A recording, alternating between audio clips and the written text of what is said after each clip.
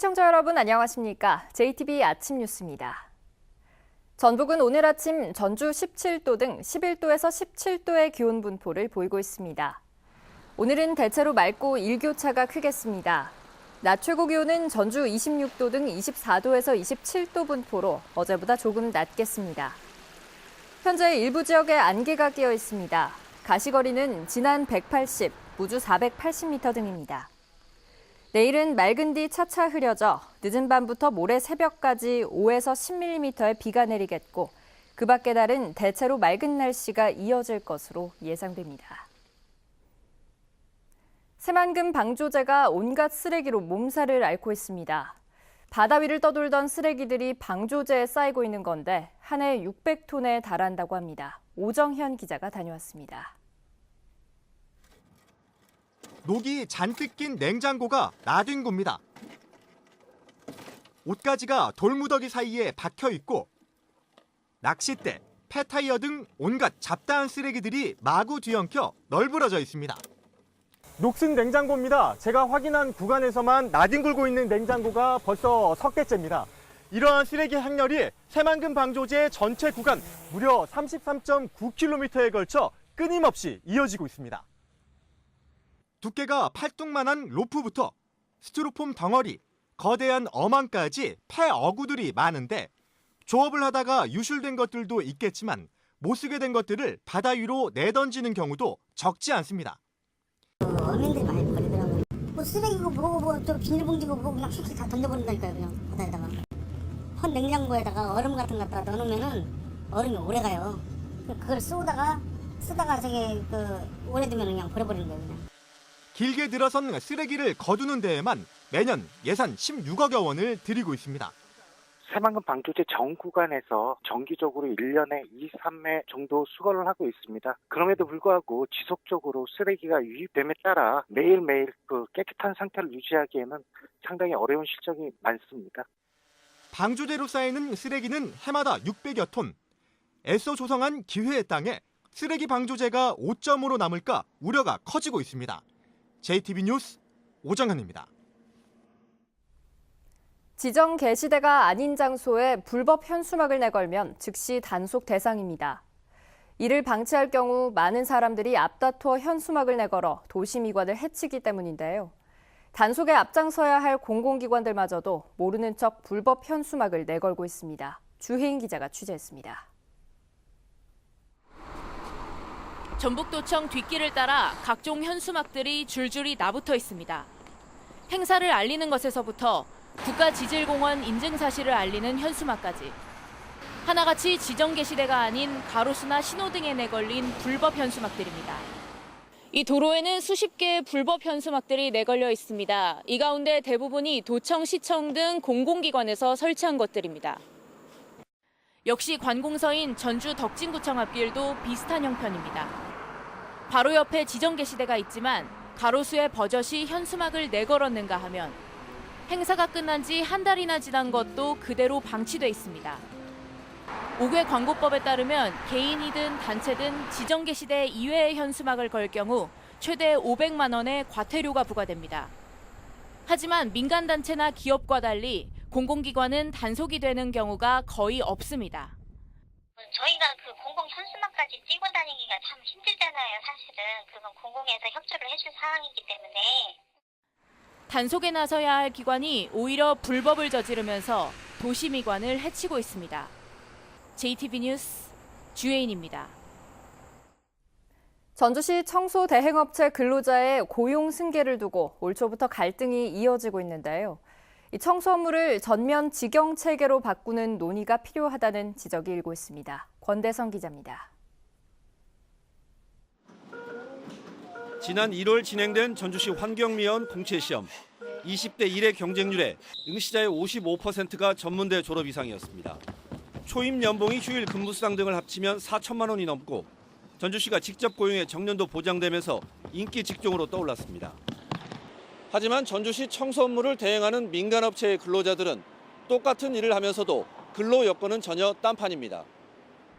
환경미화원 등 전주에서 쓰레기 수거 일을 하는 청소 근로자는 580명. 이 가운데 67%인 390명이 12개 대형업체에서 일하고 있습니다. 임금은 직접 고용 근로자의 70% 수준입니다. 무엇보다 대형업체와 전주시가 2년마다 재계약을 하는 탓에 고용 불안에 시달립니다. 불안하죠. 업체가 이제 다른 업체로 바뀌면은 이렇게 우리가 그만둬야 하지 않을까 그런 생각이 항상 들죠. 근로자들은 직영 방식으로 바꿔야 고용 불안이 해소될 수 있다고 주장합니다. 전주시는 조심스럽지만 논의의 필요성을 인정하는 분위기입니다. 정부의 실태 조사와 관련 지침이 내년 상반기에 나오면 직영 여부를 검토하겠다고 밝혔습니다. 정부의 가이드라인이 발표되면 6구역을 포함한 12개 생활 폐기물 수집 운반 업체 전반에 대해서 종합적으로 검토하여 직영 여부를 결정할 계획입니다. 전주시청 앞에서는 올해 청소 대행업체가 바뀌면서 일자리를 잃은 4명이 9달째 천막 농성을 이어가고 있습니다. JTB 뉴스 권대성입니다. 학령 인구 감소 속에 대학의 운명을 가를 2주기 구조개혁 평가의 밑그림이 나왔습니다. 양적 정원 감축과 함께 비리, 부실 대학 퇴출에 방점이 찍혔습니다. 평가 결과를 재정 지원과 연결시키기로 해 대학들은 비상이 걸렸습니다. 조창현 기자입니다. 교육부는 정권이 바뀌었지만 대학 구조개혁 평가의 기본 틀은 유지하기로 했습니다. 평가 결과 하위 40% 대학은 차등적으로 정원을 감축할 계획입니다. 또 비리, 부실 대학은 과감히 퇴출시키기로 했습니다. 당초 계획대로라면 2주기 평가에서는 5만 명의 정원 감축이 예상됩니다. 지역별 형평성도 강화돼 수도권과 비수도권 분류해서 5개 권역별 평가가 이루어집니다. 이럴 경우 대학과 정원 수가 적은 호남 지역은 상대적으로 부담을 덜 수 있습니다. 1주기 평가 때는 전국을 대상으로 해서 경쟁이 치열했는데 이번에는 광역권이라 좀 그나마 나은 것 같습니다. 재정 지원 사업하고 연계한다고 하니까 내실 있게 준비할 수 있도록 하겠습니다. 2주기 대학 구조개혁 평가는 일반 재정 지원과 직접적으로 연관됩니다. 대학이 평가 자료로 제출하는 중장기 발전 계획에 따라 사업 계획을 제출하면 교육부가 정해진 한도 내에서 대학별 지원액을 결정하는 방식입니다. 교육 여건 개선을 위해 전임 교원과 시간 강사의 처우 개선 항목의 배점도 상향 조정됐습니다. 지난 1주기 구조개혁 평가에서 도내에서는 전북대와 군산대, 원광대 등 5개 대학이 A등급을 맞아 자율적으로 인원을 조정했습니다. 교육부는 이달 말까지 평가 편람을 확정한 뒤 내년 2월에 대학별 평가에 들어가기로 해 각 대학마다 본격적인 평가 준비에 들어갔습니다. JTB 뉴스 조창현입니다. 오는 10월 열리는 임실엔 치즈 축제를 앞두고 풍성한 먹거리들이 첫 선을 보였습니다.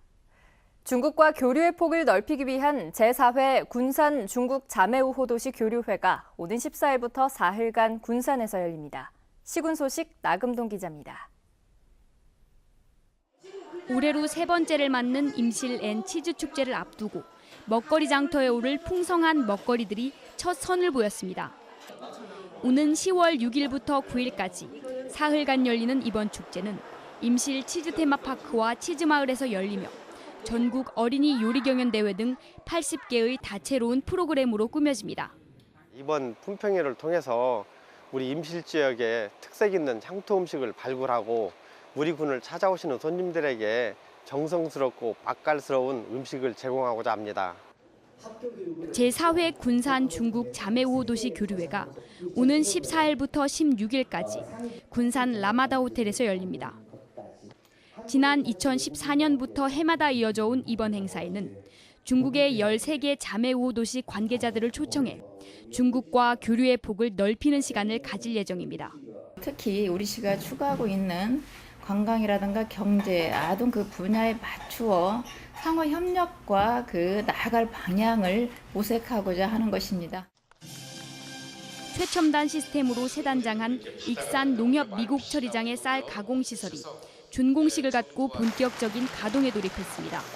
익산 농협은 이번 준공으로 현대식 기계 설비를 갖추게 돼 익산 쌀의 경쟁력을 높이고 생산 농가의 소득 향상에 큰 도움이 될 것으로 기대하고 있습니다.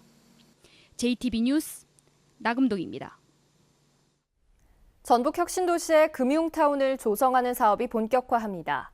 전라북도는 국민연금공단과 기금운용본부에 더해 추가로 금융기관을 유치하기 위해 전북금융센터를 설치하고 전문 금융인력을 양성하기 위한 연기금 전문대학원을 설립한다는 구상입니다. 전라북도는 이번 주 금융타운 조성에 관한 용역을 발주해 이 같은 계획의 구체적인 밑그림과 세부 실행 방안을 마련할 계획입니다. 새만금 전주고속도로 가운데 새만금 서김제 구간이 우선 개통됩니다. 새만금개발청은 새만금 전주고속도로의 완공 시기가 당초 2020년에서 길게는 2024년까지 늦어질 것으로 예상되자 새만금에서 서해안 고속도로를 잇는 새만금 서김제 구간의 공사를 서둘러 먼저 개통하기로 했습니다. 새만금 전주고속도로는 올해 말에 착공될 예정입니다.